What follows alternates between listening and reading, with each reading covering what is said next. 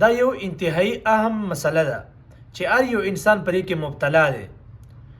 نو ګوره مسله ده، یو انسان باندې غسل فرض شه، چې کله پې غسل فرض شه، یو ته احتلام شوی دی، یا د خپل کور والا سره میلاو شه، یا یې په لاس باندې ځان فارغ که، دی لاړې ویلمبل. چې کله یې ولمبل نو چې کله باید د باتروم نه د غسلخانې نه بهر راووت نو دنه قطره لاړه، د منۍ قطره ترې لاړه چې کومې سپینې اوبه د انسان نه وځي، دغه اوبه د انسان نه دوباره ووتې، نو آیا په دې انسان باندې غسل دوباره کول فرض دی که نه؟ دا یو انتهایی اهم مسله ده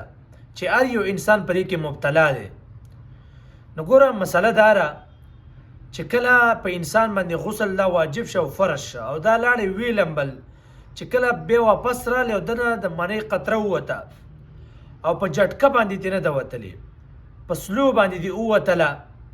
نو په دې باندې دوباره غسل دا واجب نه دی او دوباره پې غسل کول دا فرض نه دی.